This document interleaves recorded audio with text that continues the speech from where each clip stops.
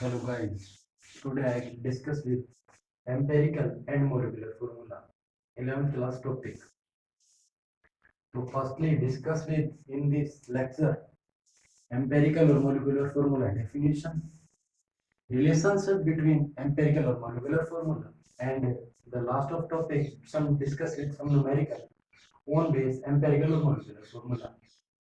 तो फर्स्टली मैं कुछ एग्जांपल लेता हूँ और इसके बेस पे हम देखते हैं कि कहाँ से empirical और molecular formula आए. तो मेरा first example is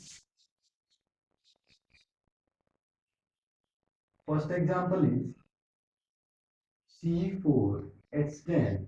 It is butane. Second one is C2H4, C6H6 benzene, and fourth one is CH4 methane. उसके बाद हमारे पास ये कुछ गिवन कंपाउंड हैं, हमारे पास एग्जांपल दिए हुए हैं. अब सेकंड स्टेप के ड्यूरेशन हमें करना क्या है, तो इस कंपाउंड में हमें कुछ कॉमन टर्म फाइंड आउट करनी है. तो मैं उसका नाम दे देता हूं कॉमन फैक्टर. देखिए C4H10, अगर मैं 2 को 2 से मल्टीप्लाई करूं और 2 को 5 से मल्टीप्लाई करूं तो इसके ड्यूरेशन मेरे पास बेटा कॉमन क्या है 2. तो ये यहाँ पे अगर 2 को 2 से मल्टीप्लाई करूंगा तो 4 आएगा, अगर 2 को 5 से मल्टीप्लाई करूंगा तो 10 आएगा. तो इसके ड्यूरेशन में मेरे पास जो कॉमन है, कॉमन क्या है 2. इस सेकंड स्टेप के ड्यूरेशन में हमें कॉमन फैक्टर निकालने हैं. सेकंड एग्जांपल लेके चल रहे हैं हम C2H4. इसके ड्यूरेशन में हमें कॉमन टर्म फाइंड आउट करने के लिए 2 को 1 से मल्टीप्लाई करें और 2 को 2 से मल्टीप्लाई करें. तो मेरे पास इस केस में कॉमन क्या आया, मेरे पास यहाँ पे कॉमन आया 2. तो यहाँ पे कॉमन 2 आने लग रहा है, तो यहाँ पे मेरे पास फैक्टर क्या होना कॉमन 2 होना. इसके ड्यूरेशन में कॉमन क्या है 6. इसके ड्यूरेशन में अगर मैं 1 को 1 से मल्टीप्लाई करूं और 1 को 4 से मल्टीप्लाई करूं तो मेरे पास यहाँ पे क्या है कॉमन बेटा, इसमें क्या है कॉमन 1. अगले स्टेप के ड्यूरेशन में मेरे को ये करना है कि कॉमन फैक्टर डिटरमाइन करने के बाद इस कॉमन फैक्टर को इस कंपाउंड के साथ मेरे को 2 से डिवाइड कर देना है. जो ये कंपाउंड है, जैसे मान लीजिए कॉमन फैक्टर मेरे पास कोई भी 2 है 6 है 1 है, तो इस जो है मेरे इस कंपाउंड के साथ मेरे को इसको डिवाइड करना है. After divided by common factor. तो देखिए C4H10 को C4H10 को अगर हम डिवाइडेड करें 2 से तो मेरे पास यहाँ पे बेटा जी क्या आएगा C2H5. इससे सिंपलेस्ट फॉर्म तो इसकी हो नहीं सकती, तो मेरे पास यहाँ पे इसको डिवाइड करने के बाद 2 से क्या है C2H5. सेकंड के ड्यूरेशन में मैंने यहाँ पे देखा कि मेरे पास C2H4 को अगर मैं कितने से डिवाइड करना है 2 से, तो मेरे पास यहाँ पे क्या आएगा CH2. अगर मैं C6H6 को डिवाइड कितने से करना है 6 से, तो मेरे पास यहाँ पे क्या है C1H1. CH4 को अगर मैं डिवाइड करने लग रहा हूं 1 से, तो मेरे पास इस केस में क्या आएगा CH4. उसके बाद अब हमारे पास ये डिटरमाइन, अब हमने ये जो स्टेप किए ये चीज हम ये कैसे फाइंड आउट करें कि कौन सा मॉलिक्यूलर फॉर्मूला है कौन सा एम्पिरिकल फॉर्मूला है. तो इस कंपाउंड में CH4 10 में maximum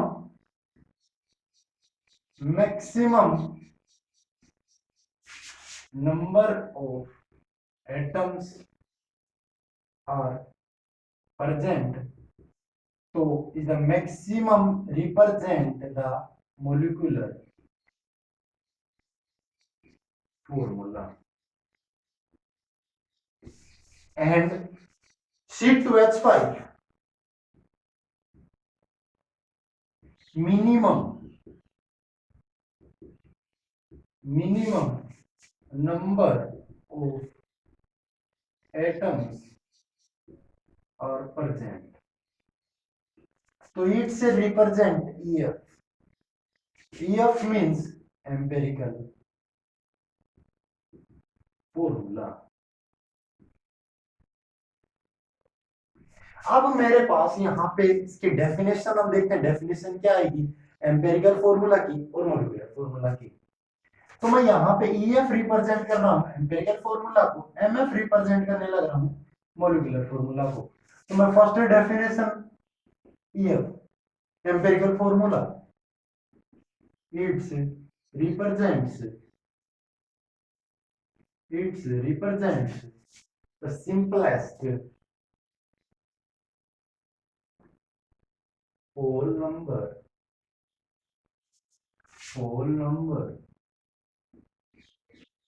or it represents simplest whole number ratio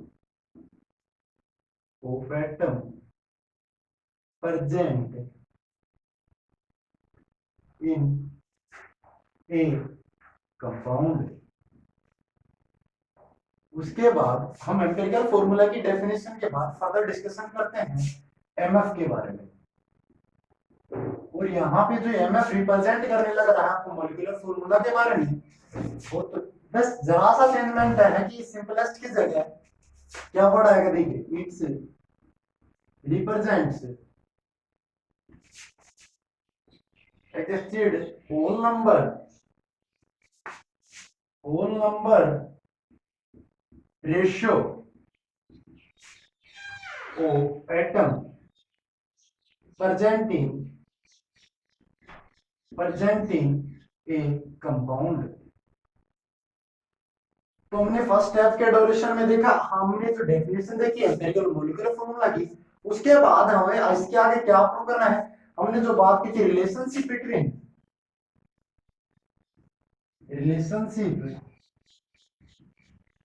between MF and EF। MF molecular formula, EF empirical formula. तो देखिए कहता है कि molecular formula is directly n multiply by EF, कि आप एक मॉलिक्यूलर फॉर्मूला को डिटरमाइन कर सकते हैं n से मल्टीप्लाई करके। अब यहाँ पे n डिटरमाइन करने लग रहा है कॉमन फैक्टर को, जैसे n हमारे पास जैसे होल नंबर हो गए, होल नंबर 0 1 2 3 4। तो अब यहां पे ये इसके कैसे हुआ, देखिए अगर मेरे पास यहां पे जो n की वैल्यू 2 है, अगर मैं इस 2 को मल्टीप्लाई कर दूं किसके साथ, एम्पिरिकल फॉर्मूला के साथ, C2H5 के साथ, अगर मैं इस 2 को इस C2H5 के साथ मल्टीप्लाई कर दूं तो मेरे पास यहाँ पे क्या आ जाएगा, मॉलिक्यूलर फॉर्मूला। अगर इस मॉलिक्यूलर फॉर्मूला को मैं डिवाइड कर दूं कितने से, 2 के साथ, तो मेरे पास यहाँ पे क्या आ जाएगा, एम्पिरिकल फॉर्मूला। अगर इसी के प्रकार हम देखें कि मेरे पास यहाँ पे C6H6 बेंजीन है, अगर मैं बेंजीन को डिवाइड कर दूं इसके साथ, तो मेरे पास यहाँ पे क्या होगा, C1H1। अगर मैं इसको इसके साथ मल्टीप्लाई कर दूं तो मेरे पास यहाँ पे क्या आ जाएगा, मॉलिक्यूलर फॉर्मूला। ठीक है, तो यहां तक नोट डाउन करिए, इसके बाद फिर न्यूमेरिकल के बारे में डिस्कशन करते हैं। नोट डाउन करिए।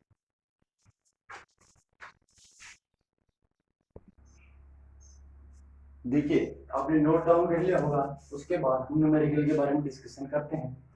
Inorganic compound contains 24.27% carbon and hydrogen 4.07%, and the list is a chlorine. Find out the empirical or molecular formula of molecular mass. Molecular mass is 9.86%, 9.86, and the atomic mass of carbon, hydrogen, chlorine। तो देखिए first step के duration में हमें जो first step में क्या करना है, स्टेप फर्स्ट में फाइंड आउट करना है, फाइंड आउट करना है किसको, एम्पेरिकल फॉर्मूला। अगर हम एम्पेरिकल फॉर्मूला निकाल लेंगे तो उसका तो मॉलिक्यूलर फॉर्मूला हम बना देंगे। तो देखिए फर्स्ट स्टेप के ड्यूरेशन में एलिमेंट्स के सिंबल, एलिमेंट्स के सिंबल्स, तो मेरे पास यहां पे जो एलिमेंट्स प्रेजेंट है, कार्बन है, हाइड्रोजन है, और लास्ट वन इज क्लोरीन। मेरे पास ये तीन एलिमेंट प्रेजेंट थे, मैंने इनके सिंबल लिख दिए। उसके बाद मास, कितना मास गिवन दे रखा है, तो यहां पे मैंने देखा दैट जो मेरे पास कार्बन है वो कितनी परसेंटेज है, 24.27। हाइड्रोजन कितना है, 4.07, 4.07। And the list is a chlorine. कहता है कि इन दोनों के अलावा, इन दोनों को जब हम ऐड करेंगे 24.7 को 4.07 को, तो यहाँ पे क्या आएगा 4, 3, यहाँ पे क्या हो गया 8, और यहाँ पे क्या रहेगा 2, 28.34। तो यहाँ पे कार्बन और हाइड्रोजन हो गए और मास में। अब इसको हम कितने से घटा देंगे, 100 से। अगर मैं इसे यहां पे करूंगा, 10 में से 4 गए तो 6, 9 में से 3 गए तो यहाँ पे क्या आएगा 6, और इसके बाद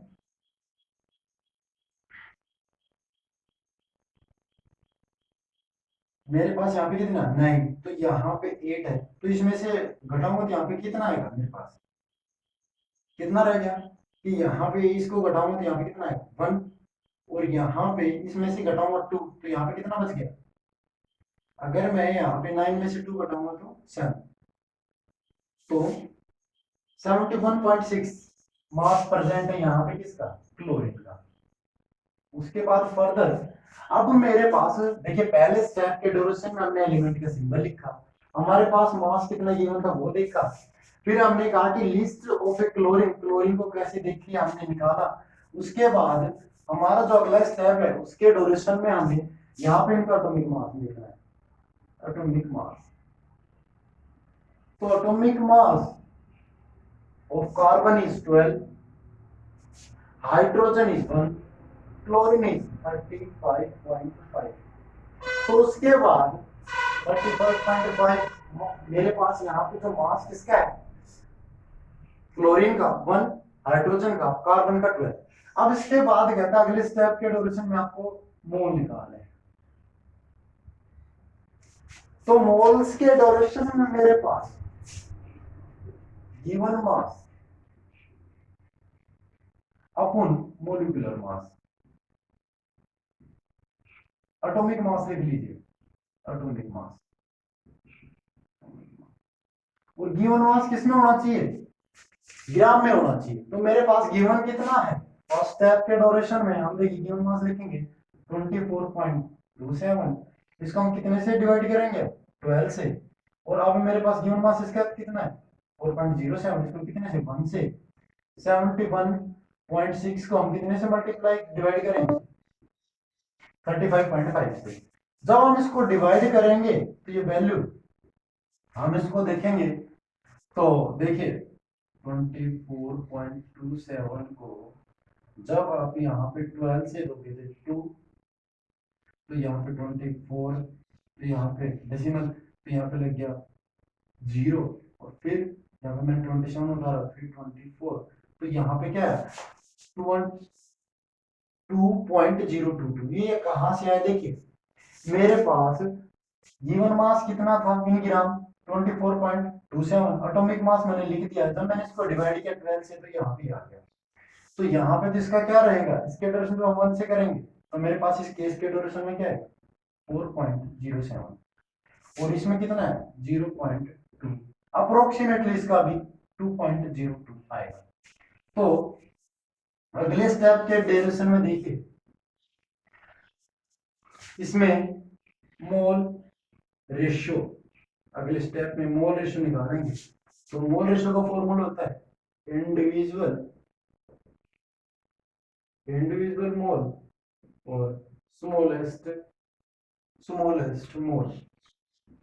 तो इसके ड्यूरेशन में मैंने कहा, हमने एलिमेंट का सिंबल लिखा, मास कितना था, एटॉमिक मास कितना था, उसका मोल का हमने देखा। उसके बाद मोल रेशियो फाइंड आउट करने के लिए इंडिविजुअली मोल हमारे पास इसमें कितनी है 2.02। स्मॉलेस्ट मोल 4.07 से, तो हमारे पास कितनी है स्मॉलेस्ट 2.02 ही है, ठीक है। उसके बाद 4.07 को हमने किया स्टेप के ड्यूरेशन में, तो यहाँ पे स्मॉलेस्ट मोल 2.02, उसके बाद 2.02, उसके बाद 2.02 से हमने किया, तो यहाँ पे 1, यहाँ पे 2, यहाँ पे 1। तो मेरे पास यहाँ पे इसका एम्पिरिकल फॉर्मूला बनाते हैं हम लोग। देखिए कार्बन कितने हैं, एम्पिरिकल फॉर्मूला के ड्यूरेशन में हमने जो मोल रेशियो के द्वारा निकाला, तो मेरे पास यहाँ पे number of carbon 1, number of hydrogen is 2, number of chlorine is 1। तो मेरे पास एम्पिरिकल फॉर्मूला क्या हुआ C1H2Cl1। देखिए अब हमारे पास सेकंड स्टेप के ड्यूरेशन में जो आता है कि अब हमें जो फाइंड आउट करना है, अब हमें सेकंड स्टेप के ड्यूरेशन में फाइंड आउट करना है क्या, मॉलिक्यूलर फॉर्मूला।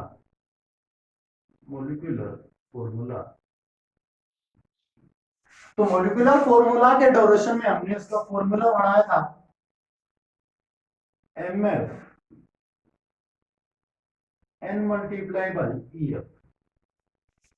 हमारे पास एम्पिरिकल फॉर्मूला तो है, पर हमें अब यहाँ पे n की वैल्यू फाइंड आउट करनी है, और n की वैल्यू फाइंड आउट करने के लिए क्या फॉर्मूला होता है, तो देखिए मोलिकुलर मास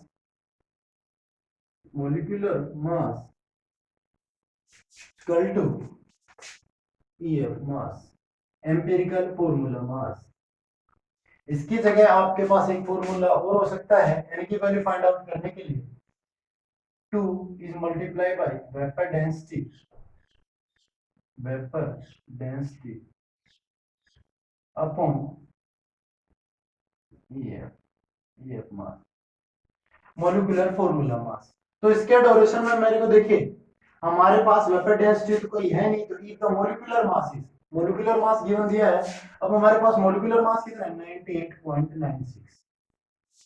अब हमें EF का मास निकालना है, तो हमें पता है कि यहाँ पे एक कार्बन कितने है 1, एक कार्बन को तो हम यह देखिए निकालेंगे 12 को मल्टीप्लाई कर दिया 1 से, क्योंकि कार्बन का एटॉमिक मास 12 होता है, और carbon number of carbon 1 plus hydrogen कितने हैं यहाँ पे 2, मल्टीप्लाई कितने से करेंगे 1 से, प्लस 35.5 को मल्टीप्लाई कर दिया 1 से। तो इसके ड्यूरेशन में जब हमने ओवरऑल देखा, तो मेरे पास इस केस में यहाँ पे आया 49.5। देखिए 12 को 1 से मल्टीप्लाई करेंगे, 2 को मल्टीप्लाई 1 से करेंगे, 35.5 को 1 से मल्टीप्लाई, तो मेरे पास यहाँ पे 49.5 आ गया ओवरऑल। तो मैं इसमें देखूंगा 49.5 को अगर मैं अब देखूं, तो मेरे पास यहाँ पे जो वैल्यू आ रही है अप्रोक्सीमेटली 2.022। अब देखिए इसमें अब मेरे को ये वैल्यू निकालनी है, तो इसको मैं कैसे फाइंड आउट करूंगा, मैं अगर 2 को मल्टीप्लाई कर दूं C1H2Cl1 से, तो मेरे पास MF क्या बनेगा, देखिए इसका, तो इसका MF बनेगा 2। तो अगर 2 को करूंगा तो यहाँ पे क्या बना इसका मोलिकुलर फॉर्मूला, देखिए C2H4Cl2। तो ये यहाँ पे जो मोलिकुलर फॉर्मूला आने लग रहा है, ये डिटरमाइन कराने लग रहा है कि हम एम्पिरिकल फॉर्मूला से मोलिकुलर फॉर्मूला कैसे निकाल सकते हैं। तो है गाइस, आप सभी को इस एम्पिरिकल और मोलिकुलर फॉर्मूला के बेस पे आपको न्यूमेरिकल की प्रैक्टिस करनी है। अगर आपको किसी को भी प्रॉब्लम आए तो कमेंट बॉक्स में डाल दें, और इसके अलावा आप इस चैनल को लाइक और सब्सक्राइब जरूर करें। थैंक्स।